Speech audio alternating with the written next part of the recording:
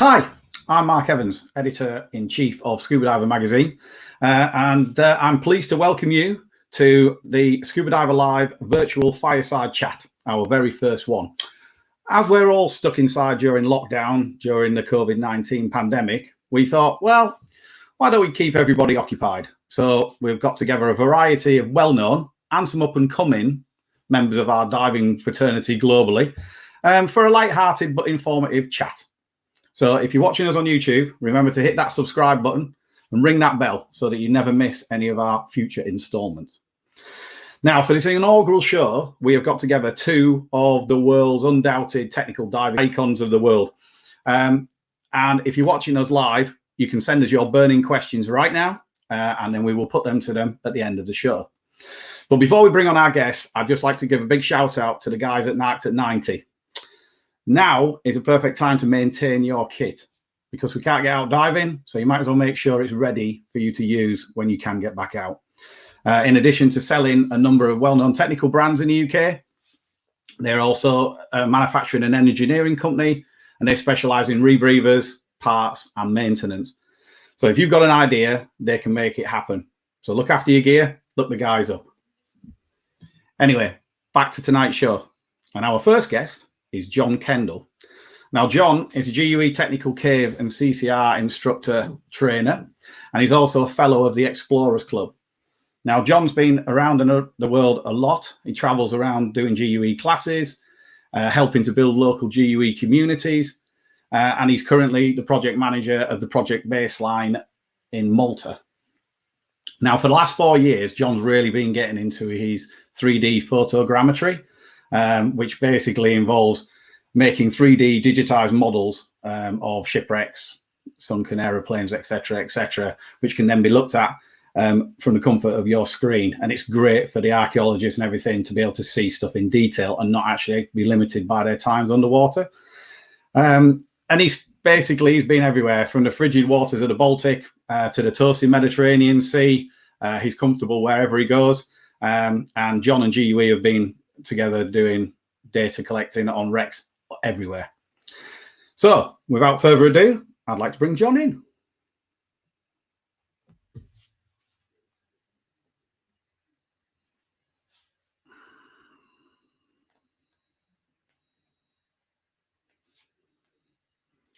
He's there somewhere.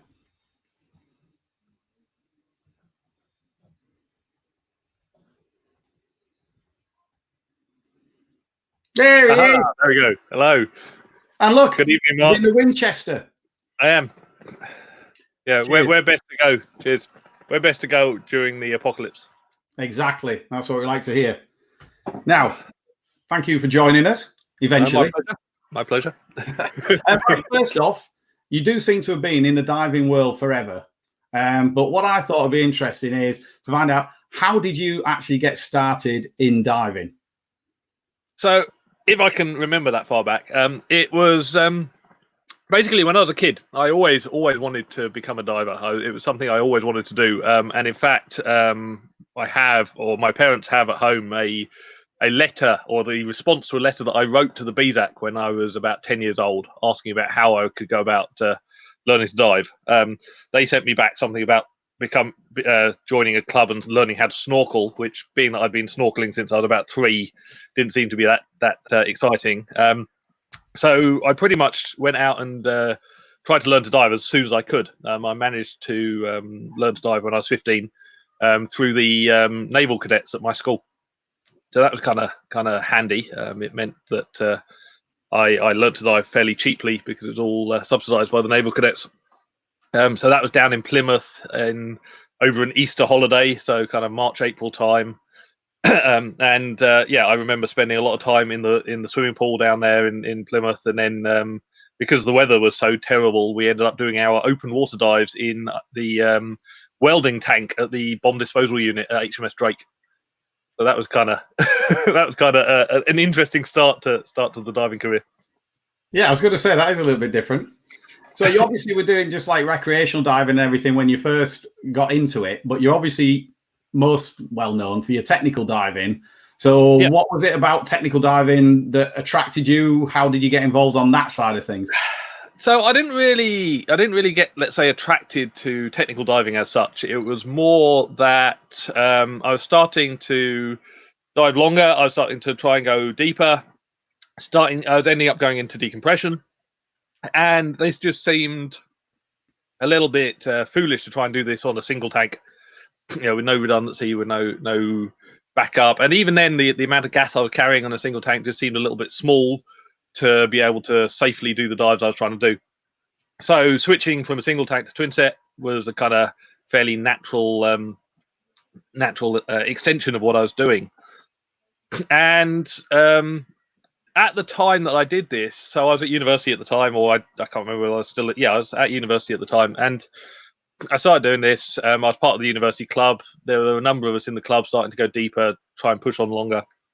And a guy, an American chap, came and joined the dive club. So he was doing a postdoc in the physics labs, and he came and joined the dive club. And he was a cave diver, it turned out. So obviously he must have been completely insane. Absolutely nothing sensible about this guy, obviously. And we were kind of chatting to him and getting to know him a bit more, and he actually seemed very normal, and not at all insane, and it kind of seemed a bit odd. So we carried on talking, and he had all of this weird gear with like a steel backplate and just like seatbelt webbing and this really long hose, and this just looked very odd. And what was that all about? And we started kind of learning a bit more.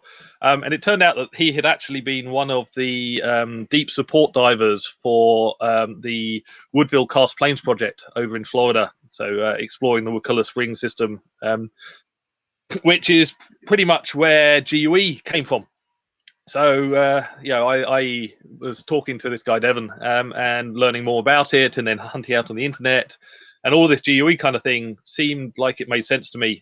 So that's where I first met GUE. So it was pretty much when I started cave diving not cave diving, technical diving, let's say. Okay, so so that was kind of a natural progression, really, through your diving. It wasn't so much you saw people wearing technical gear and thought, that looks cool, I want to give that a go. It was actually you started pushing what you were doing anyway, and actually had the sense to see that you could do it in a more, more sensible, safe, and logical way. Yeah, exactly. When I let's say switched to technical diving as a term maybe was just starting to exist, but didn't really exist outside of like small internet forum areas. But and we didn't see that many people in tech gear. It was still very much the jacket PCs, single tank, pony strapped to the side of it. So for me it was a logical step to extend the amount of gas I had in order to make it safer for the dives I was trying to do. Yeah, understandable. Right, now, you obviously still dive on open circuit with back mount and everything, but you are perhaps now more of a bit of a proponent for closed circuit rebreathers, diving on various units, including one that not that many people have got, I understand. There's still a few of them out there, but so rebreathers for me have always been a tool. I was not an early adopter, let's say, of rebreather technology, partly down to finances. Rebreathers are a relatively expensive thing to use, and again, it was kind of a natural extension for me. I'd been doing some frankly slightly insane cave dives in France. We were diving kind of 90 to 100 meters deep inside these caves in France, open circuit, 8, 9, 10 cylinders per diver for 2 of us, coming out of the water and just realizing that there must have been a better way. And that was kind of what drove us to start with the rebreathers. I started with a thing called the Halcyon RB80, which is actually a passive semi-closed rebreather. This is kind of fun because it's entirely mechanical, so that it doesn't have any electronics, it doesn't need any cells. It's all mechanical and mechanical driven, which makes it very reliable, but it means that the diver is completely in control of what's going on. So it's up to you to not make mistakes, because if you make mistakes, then it's only up to you. Then there's no computer or system there to try and pull you out of danger, let's say. I get you. So what other rebreathers have you used as well? Or what's your current go-to model? So my current rebreather, I use the JJCCR. I have it rigged slightly differently to most people out there. GUE have a configuration with basically back-mounted bailout attached to the unit, so it makes the unit itself bigger, but it means that we've got more space on the front for carrying bailout deco bottles and stuff like that. So that's my go-to rebreather at the moment. Okay. Would you have said that that's had a major impact on the way that you dive now with the rebreather, just because of you not having to carry as many cylinders, etc., etc.? To a certain extent, it's what I've done is it enables me to now do the dives I want to do safer, let's say. So I did quite a lot of quite deep stuff open circuit, again in the 100+ meter depth range, and it was always we'd always have to have very short bottom times. We'd always have to be very tight on our gas to make sure that we had the gas to come up, obviously. The nice thing with the rebreather is that time as a factor almost goes away, that you don't really need to worry so much about time because the gas is going to last a very long time anyway. You just need to make sure that you've got enough bailout to get out should the rebreather start failing. So yeah, for me, that's the big thing, is it's changed the dynamic of the dives rather than change the actual dive itself. It's just probably made it safer. Yeah, makes sense. Now, we did touch on this briefly in your intro, that you've kind of got, yes, you're still known for your technical diving instruction and everything, but you've also been getting more involved with scientific projects and archaeology, etc., and doing this 3D photogrammetry. Maybe talk about a few of the most amazing projects you've been involved with over the years. Yeah, sure. So, as you said, photogrammetry and 3D modeling, this is kind of a new thing in the diving world. It's kind of exploded in the last year or so, but we've been doing it for probably 6 or 7 years now. And it involves taking a lot of photos, which we then turn into a scale digital model of the thing that we're looking at. I started off doing this on some deep projects off Sicily. Off the island of Lipari, just off the east coast of Sicily, where we were diving basically 110 to 130 meter deep Roman shipwrecks, and at that depth you can't measure stuff. Yeah, with the best will in the world, you get maybe 20 to 25 minutes of bottom time, turning into a 6-hour dive. So you really don't want to be there spending all your time with a tape measure and trying to measure every single amphora when there's 3,500 of them on a dive site. So we were using photogrammetry big time for this, because it gave us a chance to survey the wreck without needing to be there. And one of the nice things about the first year that we were doing this is, and if you stick up my screen as well, you can see a couple of pictures here, that we were basically working with a submarine team as well. So this is the dive. Yeah, you can see the divers in the background there, and the submarine in the front. So we had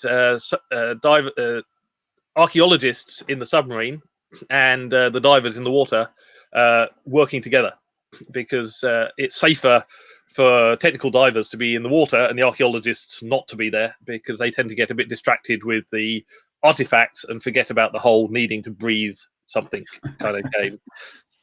And we did some recoveries. That picture there is a diver in the middle of that picture. That is me in the middle of that pile of stuff, with all the bailout bottles and the scooter and stuff that we needed for this dive. We were 112 meters deep at this point, and we're recovering 15 amphora from the bottom for further study.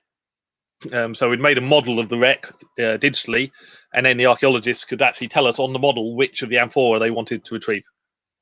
So that's kind of a cool feature. Yeah, that would have been very cool with the submarines being right there. Would have brought a new dimension to the dive. Yeah, it's quite annoying though, because as a diver, we know, it takes us to get to that depth maybe 7 or 8 minutes to descend down. So before we go down, the submarine the submarine's operation starts, and they go down and they check that the shot line is in position, and they can radio back to the surface, so they have real-time communication. And And in fact, on one dive, the shot line wasn't anywhere near the wreck. And on the surface, we were wondering what on earth we were going to do now. And the sub pilot just said, "Well, that's fine. I'll just grab it with his robot arm." And he drove the shot line to the wreck. That's very useful. Yeah, he's got sonar and his arm, so it's literally like a free swimming shot line that takes itself to the wreck. And then we drop down, and it's 6-7 minutes to get down there, and then we've got 20 minutes of bottom time. And we do everything we possibly can in the 20 minutes. So it's kind of a little bit rushed. It feels quite rushed with only a 20-minute bottom time. And then that's it. We have to come up. We're coming up. And it's going to take us 5.5 hours or so to get to the surface. And about an hour in, we see the submarine coming past us, coming up. And, inside there's these two dudes in shorts. And it's like, I wonder what they're doing. And they go up. And then 20 minutes later, the submarine's coming back down again, and what we can see that they've done is that they've gone up to refill their coffees, so they can go back down and carry on. And they did this twice whilst we were still on deco. Yes, I can imagine that. I bet that got you muttering a few things through your rebreathing mouthpiece. There were comments, yes. Oh, that's very cool. So, what are some of the other projects you've been involved with? So the other things outside of the archaeology. In fact, here's another bit of cool archaeology. This is in the same place. Cave mapping. This is one of my current kind of favorite things that I'm trying to come up with good ways of doing it. Is digitally mapping the cave systems. So what you can see there in front of me on the is a very high-tech, custom-built scanning rig designed for 3D scanning the cave environment. It might look like a load of duct tape and zip ties, and that's because it was. But attached to it as well, there are 12 4K paralens cameras and 8 25,000 lumen video lights.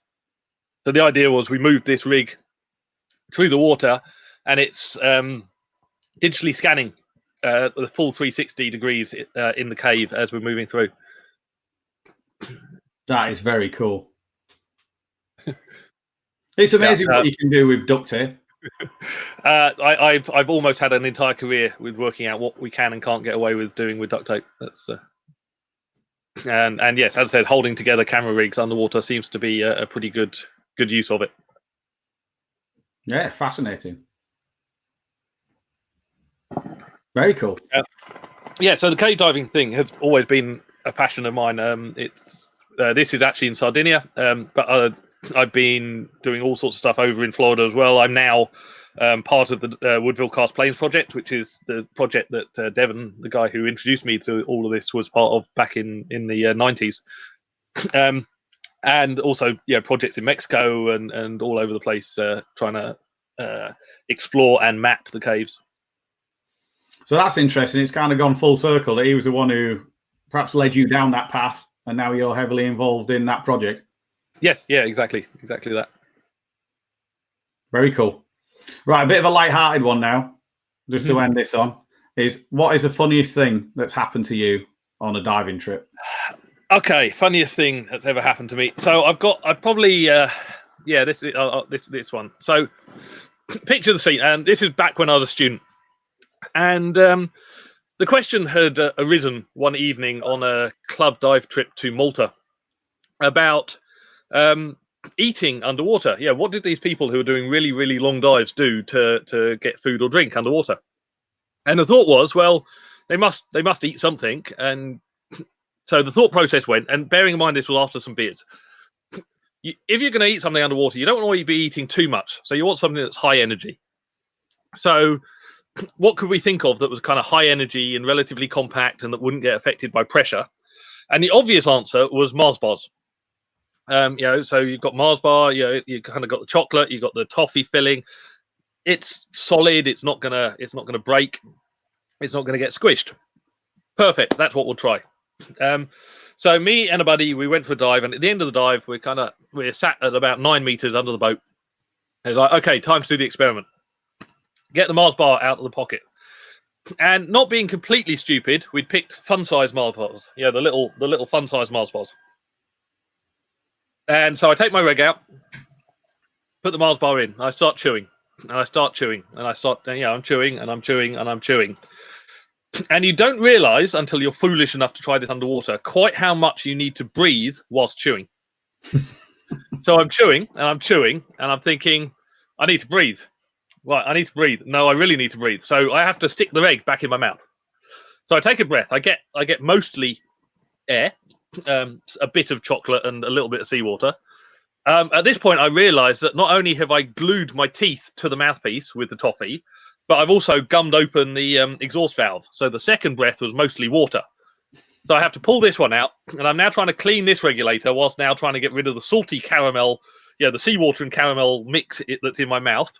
At the point I realise I need to take another breath. So I go for my backup reg, I do that. So I'm trying to clean this one whilst trying to breathe off this one, at the point that this one gums up as well. So I'm now there with 2 gummed up regulators, and I still got half a mouthful of Mars bar. And to make the whole thing worse, because we hadn't been entirely sensible about this, rather than me doing it whilst my buddy is watching as a safety diver, my buddy was also trying to eat a Mars bar. So whilst I'm trying not to drown, I'm also trying not to laugh at him, who's trying not to drown, laughing at me about the fact that we now have 4 broken legs out of between 2 of us underneath the boat whilst we're trying to eat Mars bars. Yeah, so definitely not one to try at home. I would advise that if anyone wants to eat something underwater, do not go for a Mars bar. No, I like it. That is very funny. That is very funny. Well, with that, I'm going to leave you to retire shortly while we introduce our second guest, and we'll see you again shortly, John. Yep, thanks, Mark. Right, so next guest is Phil Short. Now, Phil is a British cave and wreck explorer. He has been around for a very long time again. He's got a real passion for teaching and passing on all the stuff that he has learned through education. He's probably regarded as one of the most experienced technical instructor trainers out there. He works in open circuit, closed circuit, caves, wrecks, everything. He's been on numerous expeditions around the world as well. He is a fellow of the Explorers Club, and he's also a fellow of the Royal Geographical Society. He's been involved with many television documentaries on caves, wrecks, and marine life around the world. And then, again, a bit like John, in recent years, he's become involved with scientific diving teams and projects for groups. So, there is Phil.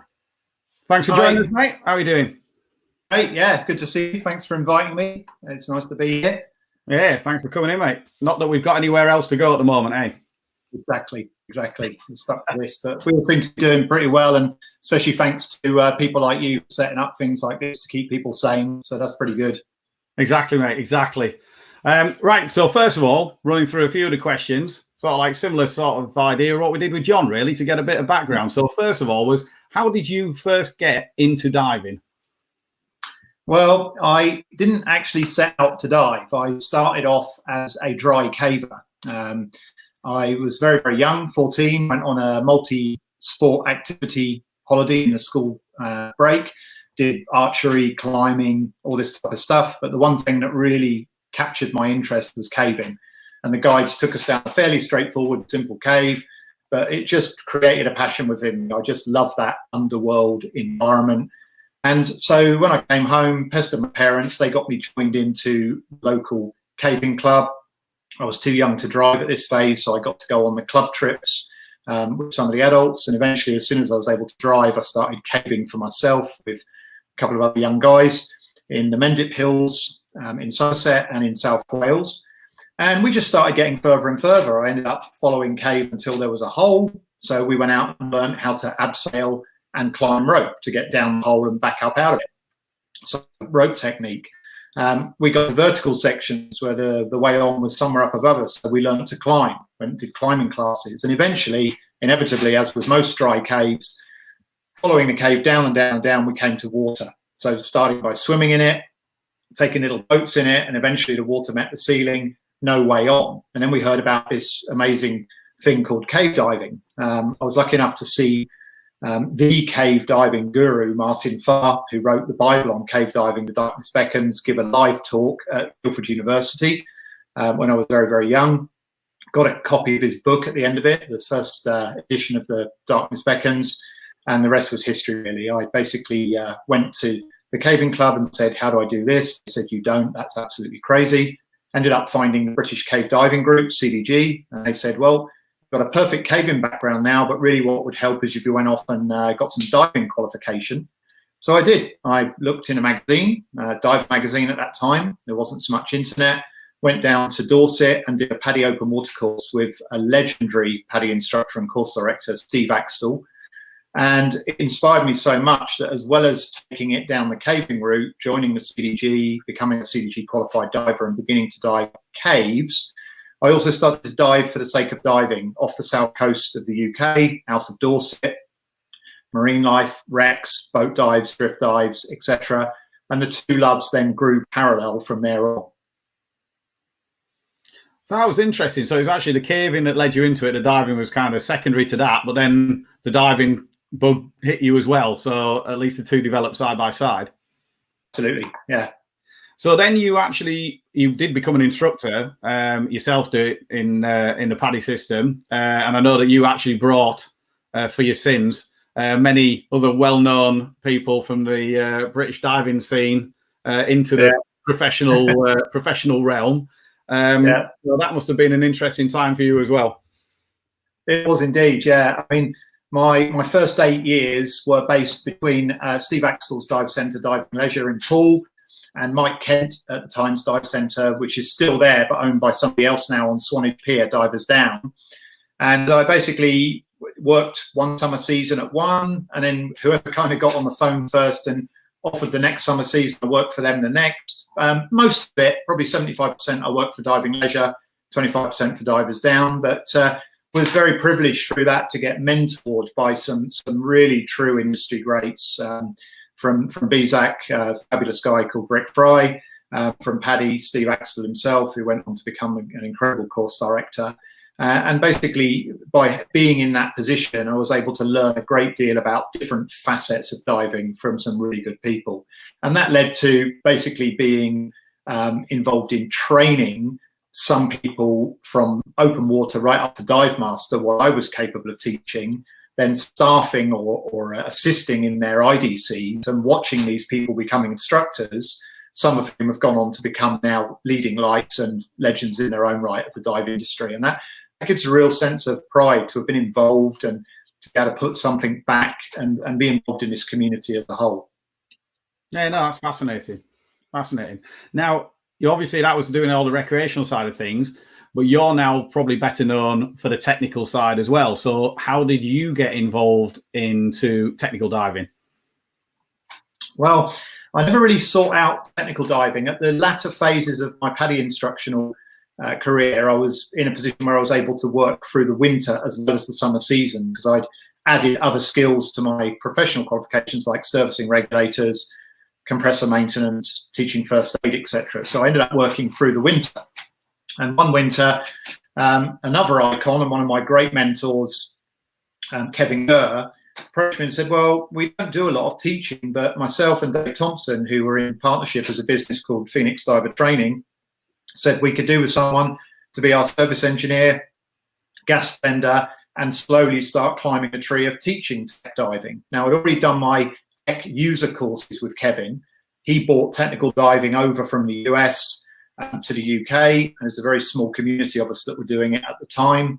And this was back in the early years where it was IAND before they added the technical. You did your advanced nitrox equivalent, then tech diver, then trimix. That was it. They were the programs.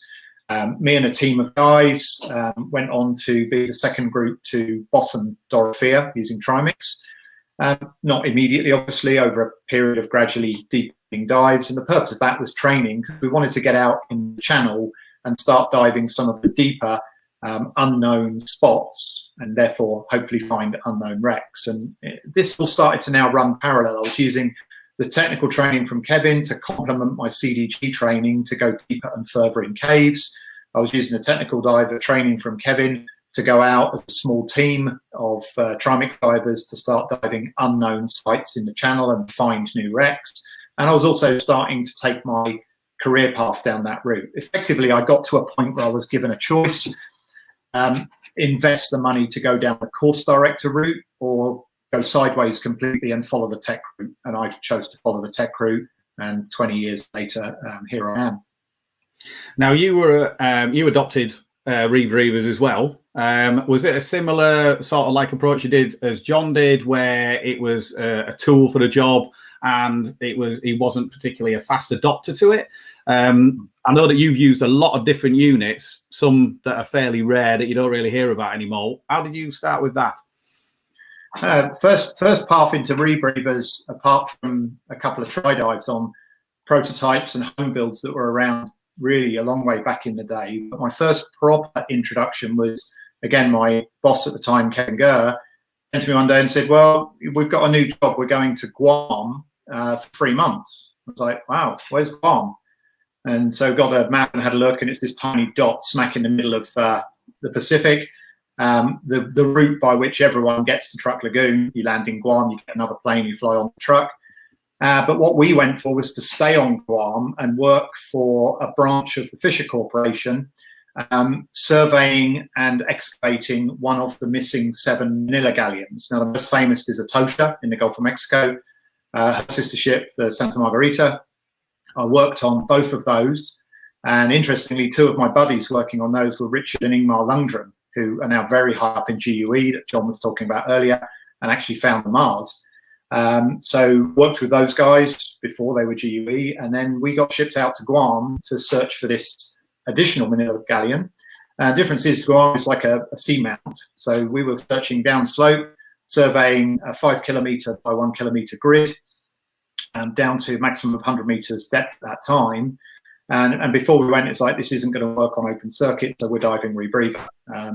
The rebreathers we had were Biomarine Mark 15 5s. They're basically US Navy bomb disposal rebreathers for ordnance. They had Pete Reed's original electronics fused into them, and we basically used those for the duration of the project.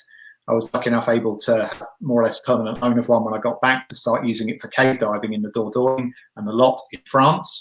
So again, all these things kept moving in parallels, my commercial work, my teaching work, and also my personal projects, mainly deep cave. Okay. So what's some of the other rebreather units that you've used since then? Because that was obviously not really something that would come into the hands of many recreational divers or normal divers, shall we say. Well, from the Mark 15 5s, Kevin came back from that project and decided that he wanted to improve on what it could do for us by designing and building his own. So he set about effectively a concept project to build what was undoubtedly the best rebreather at the time. And from scratch, he built the Ouroboros. The Ouroboros was quite an incredible machine. He started by designing one of the first standalone multifunction X-gas open and closed circuit user programmable, including in dive computers, the VR3. It was actually the brick first, then VR3 and beyond. And the purpose of designing a computer was only ever to be the control system for the rebreather, and it evolved into the control system on the Ouroboros. At the time, I was working alongside Kev. He'd gone into production. So with him working for the production company, I was only really full-time instructor on the Ouroboros. So I spent about 2 years literally doing an Ouroboros course to 2 students who bought a unit Monday to Friday, taking a weekend off to service my unit or get ready, and then start it again the following week. Did that for nearly 2 years straight, which gave me the ability to log literally hundreds of hours on CCR on the Ouroboros unit, which was quite a complicated unit to use, set up and dive. And then that evolved gradually into the Sentinel. I used that for quite some time, logged over 1,000 hours on the Ouroboros, and then moved on to Sentinel, worked up to over 1,500 hours on that. Then I moved out to Grand Cayman, lived there for a year, teaching for Nancy Easterbrook's company, Dive Tech, and got involved with the Thornton family, basically, who had just bought out Hammerhead, Kevin Jurgensen's rebreather. And that slowly evolved into the Defender and the XCCR. So I worked at Cayman teaching those units as a representative for the Thornton family. And then at that time, the Defender and the early XCCRs didn't have CE. The XCCR now does. So when I came back to the UK, I needed to get onto another CE unit. And I started to find that basically all my inquiries for upper end technical training, trimix, non-toxic trimix, hypoxic trimix, CCR in mine, CCR in cave, CCR DPV. All my student inquiries were coming from JJ divers. So I gradually made the crossover to JJ. And for the last 2.5 years, I've been pretty much exclusively only on JJ, because both my science work, the teams I work for, and all my technical training inquiries are JJ users. Oh, okay. And that actually brings us on nicely then. You mentioned scientific diving, because that was going to be my next question, is that you obviously, yes, you still got the teaching side of things, but you're getting more and more involved in the scientific side and the archaeological projects. So again, have you got any particularly memorable one of those you could mention? Yeah, I mean, the science thing started from initially I was sent by the company I was working for as a test diver and a trainer, which was basically VR with the Ouroboros and the Sentinel, to teach a scientific group. And the first group was the US National Park Service and Woods Hole Oceanographic Institute combined, some divers from each. And one of those rare privileges, they said, well, we can arrange the diving, boat, gas, you tell us what you need, soften the line, and a venue. You just fly out and teach us where we dive. And I said, yeah, sure, that's great. It turned out that we got to dive on the Aquarius reef base. This is the underwater habitat off of Key Largo that's now used for training NASA astronauts, because they live in it for several weeks at a time and then do excursions from it to experiments on the seabed. So we got to dive around and on the Aquarius while teaching Sentinel level 1 to these guys. They then invited me back to do their level 2, which we did in Lake Mead, on, quite frankly, the most pristine wreck I've ever dived, a B-29 bomber on the bottom of Lake Mead and other sites. And then the Woods Hole guys invited me out to Greece to train them, ready to work on a archaeological project in Greece. And in the process of training all these teams, I got a rapport with them, and they kind of said, we like working with you. We like your discipline, your professionalism, and we want you to come back as our guide, as our supervisor, as our safety guy, because you've already trained us. And I was like, great, that's cool. At this time I was teaching freelance, mostly through the VR range of companies. And so I was able to do that. And that, again, one thing led to another. I went out on the first job, which was the first early season of the Antikythera mechanism shipwreck, as a team diver and an on-site trainer, and also service guy for the gear they were using. And then that grew into being a supervisor, and then that grew into being CCR supervisor for a lot of Woods Hole projects, US National Park Service projects. And then eventually that grew in as team members moved. I now do that for Lund University in Sweden on projects that are run out of there by Dr. Brendan Foley. So it started with a course. As with any of these things, I did as best a job as I can. They were impressed and they invited on more stuff. So from that, I got to work on the Antikythera mechanism shipwreck for 6 seasons, Lord Elgin's Mentor wreck, which carried the Parthenon marbles back from Greece, from the Acropolis in Athens to the British Museum. I worked for the DPAA, recovering downed Second World War crew members from aircraft ditched in the sea during the war, and other projects that we're currently involved in that I believe we're going to talk about a little bit later on. Fantastic. Right, a little bit of light-hearted one before we bring John back in. What is the funniest thing that's happened to you on a diving trip? Well, I think if Ross can chuck it up, I've got a couple of pictures, and there's one that I'd like to share just to sort of tell you what this project was. I should be able to make that full screen for you, and why that made it so special. The funny story comes from this trip, and just to put it in perspective, this particular pool of water, back to my real true passion, the wrecks and the sea has always been work. The caves has been my passion and my fun. This flooded section, or sump as it's known in cave diving, is very, very remote. It's not particularly deep, it's not particularly long by world cave diving standards, but it's 10 kilometers horizontally from the entrance, and at this point just under 1 kilometer vertically on rope from the entrance. So you're 12 kilometers in, you're 1 kilometer down. There are 2 campsites to get to this point, so it's with carrying gear, a 20-kilo bag being normal, it's a 3-day journey from here. 1 day to camp 2. Camp 1 is bypassed, it's an emergency camp. A night spent there, normally a rest day, another day down to Camp 3, a night spent there, and a final day down to this sump. So all equipment, rebreathers and all, has to be taken in pieces and built at this location, then dived. And once you get in the water here, this sump's only about 200 meters long. You pass it and you come up in dry cave. You're now without the luxury of the whole support team. And you strip all that gear, carry it another kilometer, just the divers, rebuild it all. And then we were able to dive the aim of this project, which was the undived sump 4, sump 3 being bypassable. Over a period of 3 months, a Polish guy called Marcin Geiler and myself spent 45 days underground in this cave, the longest single trip being 21 days.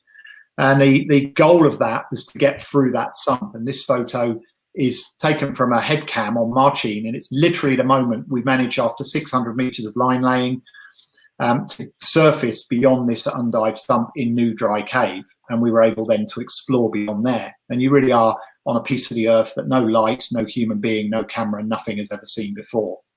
And from there, you work your way back. So Marcin and I spent 9 days between those sumps, just the 2 of us, 2 people, dark place in the ground for 9 days. When we got back through sump 2, we were met by our support team, and we slowly started to carry all this gear out of here. And when we eventually got these 75 plus bags, 20 kilos each, back to Camp 2, and we were spending a couple of nights there before the long haul up all the ropes back to the surface. We're on day 20 of this particular trip underground at this point, and we're in the 3rd month between being in the jungle and being underground. And I knew already that Bill Stone, the project leader, had sent a gift as a thank you for what we'd achieved in passing the sump and continuing exploration of the system. And it was sent in secret because he didn't want it to get taken by anybody else accidentally or maybe intentionally. So I unpacked this bag, sat around the camp stove making our dinner with some people that I'd spent all this time with, and the camaraderie was intense. You'd been through this hardship with Marcin, 9 days in this area on our own, and 21 days with a very small team of 5 or 6 people underground. And I reached into this bag, and all of our waste had to come out of the cave, everything. You bagged solid waste, you bottled liquid waste, and all refuse from food and wrappers and everything went out. And so I reached into my bag, pulled out a white plastic Nalgene bottle with a skull and crossbones drawn in Sharpie pen on it, and a little sign underneath saying pee bottle, full of yellow liquid. And obviously you can kind of guess what that bottle was meant for and contained. And I just sat there and I said to the guys, you know, this has been pretty tough. I'm on day 20 of the 3rd trip underground. I've been in the jungle for 3 months. I was pretty skinny, pretty worn out. I said, I've just really come to an end. A bit like COVID, really, after 2 months of not being able to dive and sat in my living room on webinars. So I unscrewed the pee bottle and proceeded to take a very generous slug from it. And everyone just stopped and looked at me with their mouths open. And somebody who was in on the joke was filming. And I didn't react. So then I just nudged the guy next to me who'd spent all this time underneath the earth with me, a bit like military personnel and their camaraderie, and passed him the bottle. And of course, as I passed it to him, he got the scent of this bottle and realized what was going on. And the bottle did the rounds around the whole crew because it was basically a bottle of Jameson's that Bill Stone had sent down to Marcin and I and the team as a thank you. But there is a video out there virally on the web somewhere of this process going on, and the shocked faces of the people who didn't really quite know whether I was actually drinking my own pee at the end of 3 months through stress or not. So that really, in summary of that question, it was like a twofold answer. That project was the absolute highlight of my whole career. It was everything I'd learned about rebreathers, dry caving, wet caving, rope work, climbing, teamwork, servicing, making things work when they don't, combined with one of my funniest and happiest memories of my diving career. So I'm sorry if that was a bit of a long answer, but that's really one of the kind of highlights, so to speak. No, that was good, mate. I like that. I would have loved to have seen their face, though. Would have think you've just probably gone over the edge from being on the ground for too long. Yeah. And that actually brings me on to something else about feeling. You mentioned COVID-19 and everything. Now, I understand that you missed a major diving milestone due to COVID-19. Man, I'll tell you. I mean, basically, now I have got a bit of a reputation, which people out there that know me will know, that I don't have OCD, obsessive compulsive disorder. I have CDO because OCD wasn't in alphabetical order, so I tidied it up. And I have 27 volumes of handwritten logbooks. I've never not logged a single dive in my career. February this year was my 30th anniversary of diving. And in that 30 years, by chance, it wasn't really intentional, I've managed to log at least one dive, ocean or cave or somewhere, not swimming pool, always an open water dive, in every single calendar month, January, February, March, etc., every single month for 30 years. And April, which ended 5 days ago, was the first calendar month I'd missed for my entire career. And I have to say, it was a little bit emotionally sad because being an industry figure and always striving to do things properly, it would have been easily possible probably to go out somewhere and do a sneak dive. But I really genuinely believe in the whole concept of stay home, stop this spreading, get rid of it so we can all go back to the lives that we once enjoyed and hopefully enjoy them more. So I did actually lose that track record as a result of COVID-19. So a bit sad, but I will be back in the water and hopefully soon. That's all right. We'll just let you log 2 the next month and you can count one as a late April one. Yeah, exactly. I'll reverse it. I'll be all right. Right. Can we bring John back? And we'll get both of you two together. There he is. He's still alive. Right. I've got now. This is about the current projects that you've both got on. Which, when I was talking to you before the show, it seems that there's quite a lot of comparisons between the two and lots of similarities.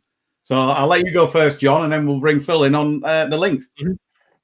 Okay. So one of the projects that I've been fairly heavily involved in over the last few years is the Mars wreck exploration project, which is the exploration and documentation of a warship, a Swedish warship that sank in 1564, just off the coast of Sweden, in a battle between Sweden and Denmark.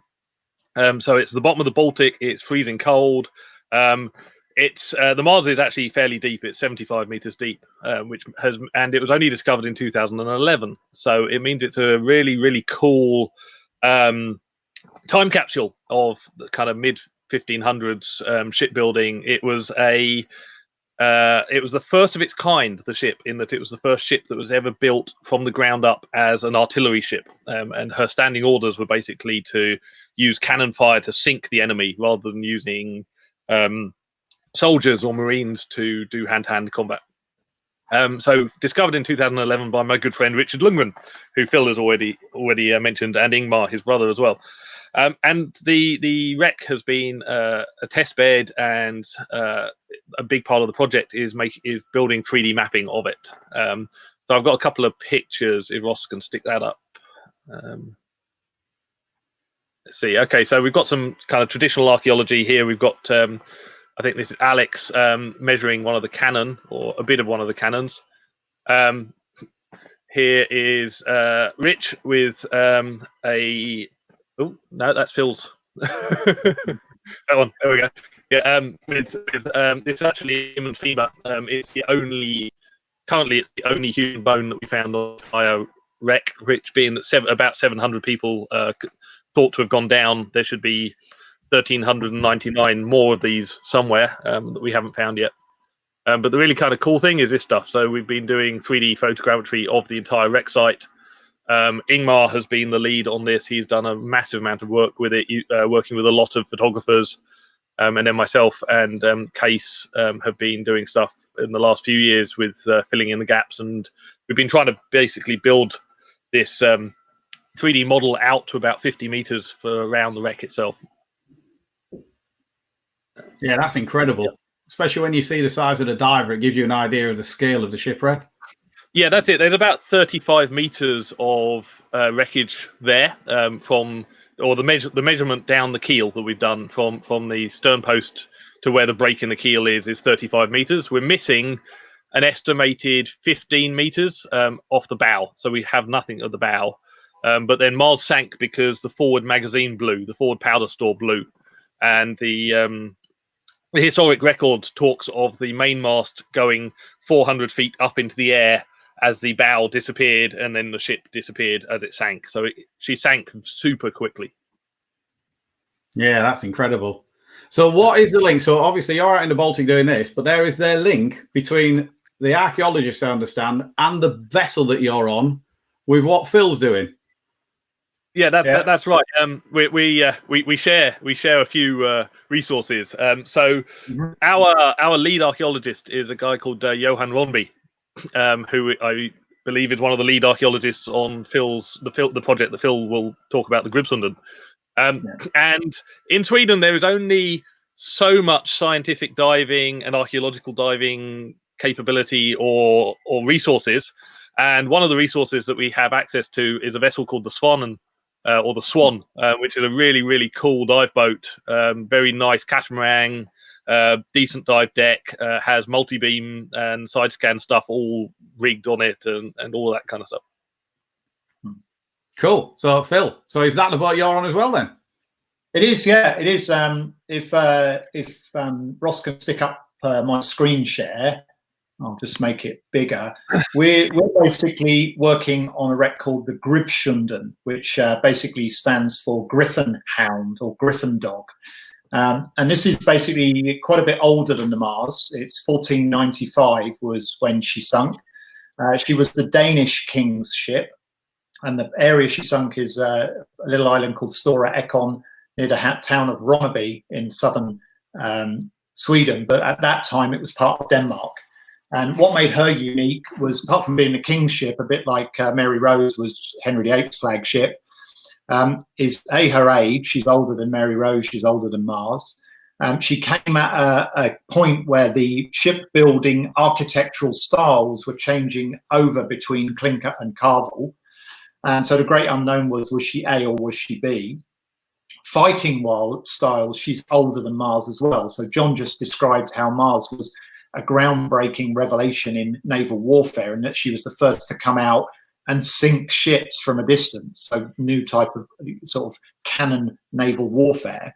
Gribsunden was the old style. She had a castle keep built on the stern and the bow, and from those castle keeps they would do close quarter battle until they were close enough to throw grapples, pull the two ships together, and then jump on board each other's ship and basically fight brutally hand to hand. And this shot is basically the whole ship is buried. She's a very shallow site, unlike Mars. She's only 9 meters deep, but the whole ship is under anoxic, low saline, cold water mud. So the preservation is absolutely incredible. This is a point halfway up the hull where what we've actually found is, or the hypothesis of the archaeologists, Johan being one, Dr. Brendan Foley being the second, John Adams from Southampton University in England being the third, among others, is that she's actually built as a bit of a hybrid. There's elements of the old and the new in the ship construction. And what's nice about her is the finds we're getting whilst excavating between these timbers and learning about ship are really quite incredible. So if you can see here, firstly at the bottom, this is why she's called Gribsunden or Griffin Hound. This is the figurehead. It's a dragon with its mouth open, holding in its mouth a human head. So this would have been on the bow of the ship. You imagine it sailing out of the fog to a superstitious 1490s seafaring enemy crew with swivel guns, arquebuses bursting off, leaving flames and smoke, and this dragon's head holding a man's head coming towards them. And just one example of some of the finds we've got is this little thing here. The picture on the top right is what we found. It's about the size of your thumbnail. It's a ring. We thought it was a coin with the middle corroded away, but it turns out it's not. On the far left there is a CT scan of it showing all of its symbols. And what it actually says is Ulrich the Firemaker. And he is documented in archive as the Danish king of the time's personal armourer, craftsman and metallurgist. So the middle photo is a replica example of what this is. It's like a hallmark on silver that basically actually identified who makes the armour, and only the very best craftsmen were allowed to do this for the king, as it were. So just really a little bit of comparison. Much older, a lot of delicate stuff on it, much more broken and very buried. But intrinsically linked. Danish, Swedish at each other's throats, same ocean, the two countries, different eras, but very closely aligned. So you can take the screen share down now, Ross. Yeah, very interesting. So they are very different, like you said, different depths, different eras. But yeah, I mean, I couldn't believe the workmanship of that, to say it had been down for so long. Amazing. Yeah, absolutely amazing. Right. So what else have you been doing to keep yourselves busy during lockdown? Now, I understand that you're both drone pilots. So have you been getting a little bit of flying practice in, perhaps? Yeah. Well, yeah, I know Phil has. I've been trying to, but my neighbours have been complaining quite a lot. So I need to find somewhere to walk where I can take it up and give it a few more hours in the sky. Yes, I think I'm very lucky, Phil. I think you've got. Yeah, I'm very lucky. I live literally. If I cross the street, I'm on the Kennet and Avon Canal, and then the other side of the canal is basically wild country up to kind of Oliver's Castle and Round Hill and stuff like that. So I've got pretty much 50 miles of walking in either direction that complies with the rules. So I put the drone on my back, go for a walk, 10, 15 kilometers, put the drone up wherever looks good. And I've been basically, I'm massively a beginner. John has very kindly been doing photogrammetry courses for novices through COVID to stop people getting bored. Marcus Blatchford has been doing the same. I signed up for Marcus's because I think he launched first. So I've been learning photogrammetry and learning to use Metashape and Agisoft, and being a bit of an idiot, rather than starting with something simple like a garden gnome, I decided to start with a lock. So everyone else was using an iPhone, like 50 photos of a gnome, and I went up with a drone to 300 photos of a lock. So it took me a while, but I've finally built 3 models of a lock, and I've just found it fascinating and rewarding, and it's stopped me climbing walls during this non-dive lockdown. Yeah, Phil, it's a very addictive thing. If Ross wants to just stick the screen up for a moment, I'll show you an example of something I decided I was going to try and map with my drone. That took a while as well, and it never quite worked. But, yeah. Wow. Yeah. But it's good. It's good to see that you guys are doing something that you like. You say it's also going to have a use for you, connected with your diving in the future. So it's something that's kept you from going crazy now, but you're still going to be able to actually use it to do with your diving projects as well. So that's good. I think taking the opportunity, there's a lot of really bad things about the whole lockdown, but I think trying to make the most of the lockdown is good, and therefore watching the webinars that are out there, there have been so many really cool talks by a load of people that you wouldn't necessarily normally get to see talking or hear talking as webcasts and whatever. I think this is a really great thing about the fact that we're all kind of stuck inside. Oh, don't get me wrong, I'd much prefer to be underwater and diving at the moment, but making the most of it is definitely worthwhile. Yeah, of course. Now, final question for you both. I mean, obviously, we don't really know what the future is going to look like at the moment. What is going to be the new norm? But what did the future hold for you both? What were your plans? Well, I basically, with my scientific work, most of it's now through Lund University, or it's kind of subcontracted out from Lund University. So we've got some fairly major projects ongoing. The return to Gribshen, our first season was last year. We were scheduled and we're funded to go back this year. That may now roll into 21 because of this. Also, one of my other previous projects, as we were saying, was a crew recovery from a Second World War bomber. We're scheduled to do 2 more of those. So scientifically, we've got 3 projects lined up and good to go. Just wait until the whole team can travel from where they live to the venue. And personally, I'm hoping to get back to Mexico for another one of the long duration cave projects with Bill Stone that's been scheduled for early next year. But again, if it gets put off for a year, it gets put off for a year. All those projects will carry on when they can. Yeah. What about you, John?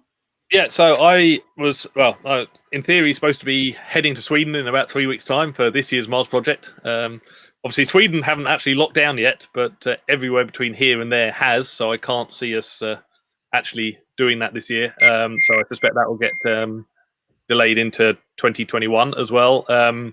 Yeah, I was supposed to have just got back from Croatia, so that's going to go on hold. And then I don't know. Let's see how the summer and autumn go. I have projects in Sardinia and Mallorca on the go at the moment.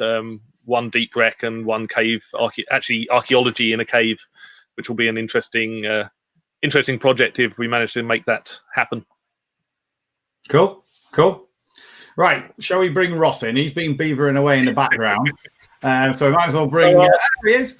Bring Ross in because we've had plenty of people watching us, and I've been seeing questions popping up left, right, and centre. So I think we could put a few of those to you guys. Yeah. So John, this one's dedicated to you. Okay. What can you do with the photogrammetry? You know, where can that take you? Yeah. Let me just see. So if the question's kind of how do you get into photogrammetry, then at the moment, Phil's mentioned it. Marcus has been running some training stuff. Myself and Case Leverens from Seattle have been running some online training, free online training over the last few weeks to introduce people to dry photogrammetry. Otherwise, if it's for diving, doing photogrammetry underwater is challenging. Doing it in the dry is fairly challenging, and doing it underwater is another step above. So taking good training is important for that. Really, it will get you over the initial humps.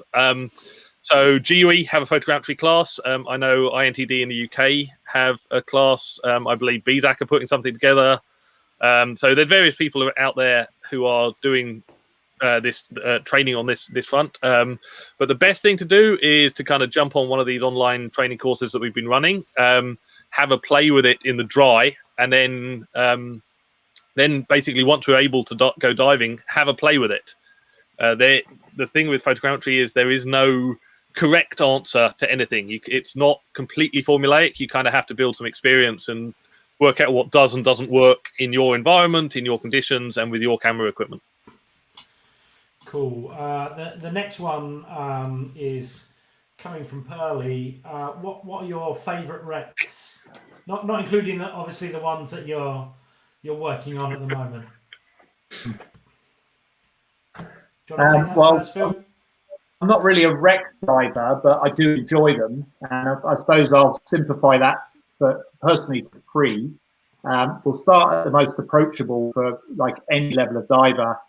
I suppose my first wreck where I went down and went, wow, this is a wreck, and could really find my way around and see what was there and learn about its history and go back and dive it again and see what I'd learned about its history was the Chiara.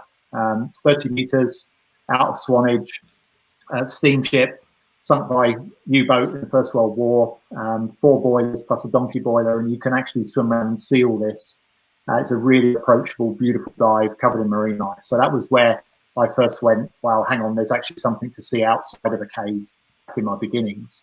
Probably the most impressive wreck site I've been lucky enough to visit in my whole 30-year career is Jutland. It's very hard to get to because of the weather and its remoteness, middle of the North Sea. I was lucky enough to go out there on a filming project with a TV company, so we were on site for several weeks and dived most of the wrecks, and it's just amazing. Everything is pristine because nobody goes there, nothing's been taken, it's cold water, it's been preserved. And also then when you read about it, the enormity of what happened there, and then being able to see the state of these ships that sunk in minutes, not like tens of minutes or half hour, they went down in minutes. Especially with historians on the boat to make the documentary, that was pretty special. But my all-time favourite wreck dive for me is the Grom, which is basically a Polish ship that was at sea when Germany took over Poland. She's up in Narvik in northern Norway above the Arctic Circle, and she's just spectacular. If you ever get to go to the Baltic Tech conference, outside the hotel is a Polish Navy ship, and you just can't help but admire it because of the amount of shiny brass.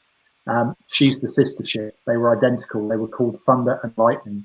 And Grom is 100 meters on the bottom of the fjord in a state of preservation with all that shiny brass just there, torpedo tubes, depth charge throwers, everything. So nice. For me, that's my most visually impressive wreck dive that I've ever done. That is my idea of heaven when it comes to wreck diving. What about you, It's John? quite cold, Ross. It is quite cold out there. Yeah, I know, but like, I'm not a fan of the cold. We've discussed this before, but for bucket lift dives, I will brave it. It's hard in terms of favourites. It's really hard to remove the Mars off the list. I've done a lot of wreck diving, and like Phil, so if I was to think of an accessible wreck that I think is amazing, and again very easy to dive, the James Egan Lane. It was actually it was my first proper wreck dive, and I just remember dropping down and seeing the shape of the bow, and suddenly it's like, oh, okay, this is a wreck, a proper wreck. Otherwise, in terms of areas, I spent a lot of time in Malta, and really rate the deeper wreck diving in Malta. So the HMS Southwold, which Phil and I actually dived together, is an incredible dive. It is covered in brass shell casings everywhere that you go. You've got these big gun casings, the big shell casings. Beautiful wreck, and then the Polynesian as well out there. A massive, great big wreck sunk in 1917, I think. For me, it's not just about the bare metal; it's about the history, as Phil himself mentioned as well. That I want to know that there's some history behind it. I want to know the story behind it. I want to know what's going on with it. And that gives another layer to wreck diving. If you're not really thinking about the history of the wreck, then all you're really doing is diving a scrapyard. It's the history that makes it exciting. Yeah, definitely, and that's one of the things that excites me. Just learning all about it before you go and see it. Mm-hmm. One last question for you before we go. Then, are there any good cave dives in the UK? I'm sure there are hundreds. I'll let Phil answer this one, but well, yeah, basically the short answer is there are. There are mainly two restrictions as to their availability. Probably the most famous, I wouldn't necessarily say it was the best, but it's right up there, is Wookey Hole. It's famous because it's where cave diving was born. First dives made there were on C.B. Gorman brass helmet with hand-driven pump, where the divers managed to find their way all the way through from chamber 3 to chamber 7. So it's iconic.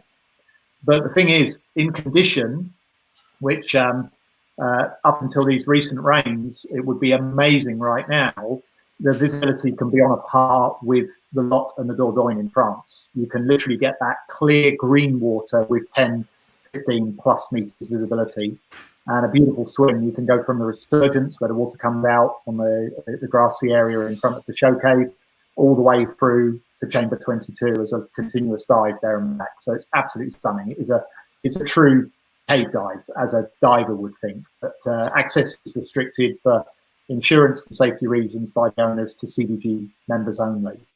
And then throughout the UK, there are sites that in condition, which is basically driven by rain, and every diver is used to condition. When the wind blows, you can't dive the wreck you want to.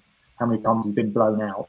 When the rain plays ball, sites in Yorkshire, in Wales, in the Peak District, and Wookey obviously in Somerset, the main karst or limestone regions of the country, can be on a par with European stuff.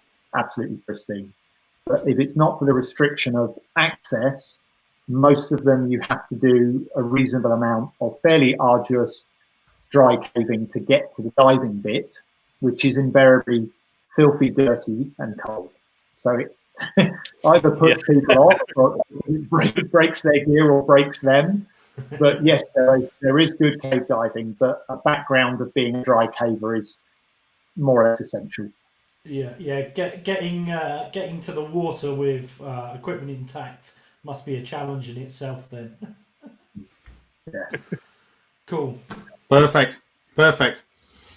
Well, I think that's all we have time for this evening. Massive thank you to John and Phil for joining us. It was a pleasure. And hopefully everyone who's been watching has been informed and entertained equally by some of those stories. So thanks again, guys. It was a pleasure. Right. Final shout out for our sponsors, Nights at 90. As we said, their online store is still open. So while we're in lockdown, this is a perfect time for all your diving essentials. I'm glad that you joined us. Hope you enjoyed it. Like I said, subscribe so you don't miss out anything in the future. Hit that bell. We'll let you know when something new's coming on. And as a date for your diary, our next live stream will be on Friday, the 8th of May. We will be talking to various people from manufacturers around the world, and we will be talking about the design process behind some of the top diving equipment. So that should be an interesting one. So I hope to see you then. Thank you very much.